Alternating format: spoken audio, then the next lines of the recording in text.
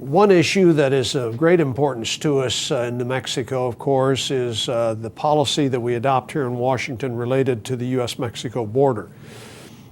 I did have a chance during this latest recess to travel to the border, to talk to law enforcement officials there, to talk to business people along the border, and got a chance to understand better what the current situation is.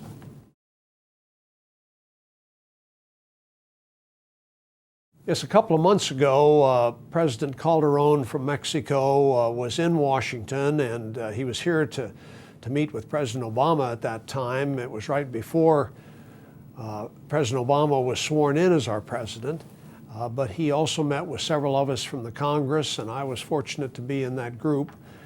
He said that the biggest problems that they faced that he thought the United States could help with related to violence in Mexico were the importation of guns and arms into Mexico from the United States illegally, and also cash coming into their country that is being used by these drug cartels, and also the demand for drugs that continues to be a significant factor that fuels the drug wars in Mexico. So he asked us to do what we could to deal with both the drugs and the money flowing south, and to reduce the demand for drugs in this country.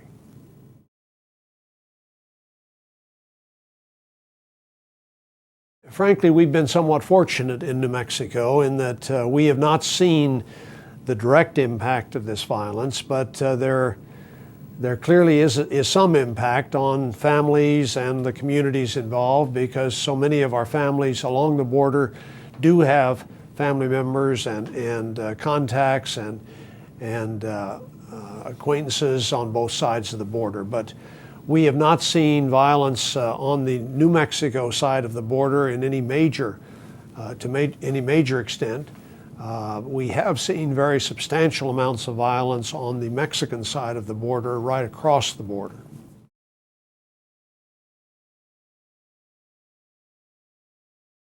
Well, fortunately, we're doing some important things to improve our ports of entry between New Mexico and Old Mexico.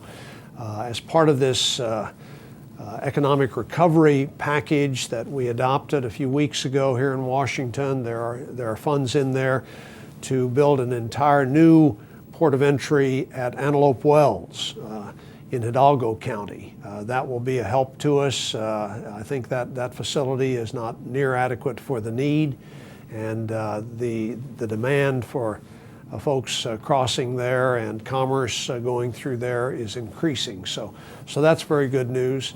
I think we also are on track to get additional lanes built on the Santa Teresa port of entry so that we can have a smoother flow of vehicles, both personal vehicles, cars and trucks, but also commercial vehicles through that port of entry.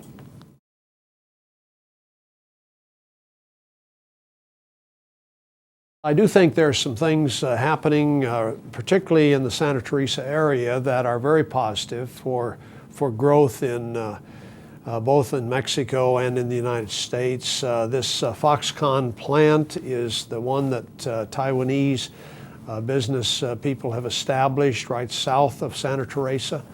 They currently employ about 2,500 people. That's going up to 5,000 by the end of this year. They expect that by the time they complete their entire construction effort there, they'll have 20,000 people employed in San Jeronimo, right south of Santa Teresa. That will, of course, create opportunities for us on the U.S. side of the border across from Santa Teresa there as well. This is just a brief update on the current issues that we're focused on with regard to the border. The border is a continuing issue that we're going to have to pay a lot of attention to in the coming months, but I wanted to just bring people up to date since I had been able to travel there in recent weeks.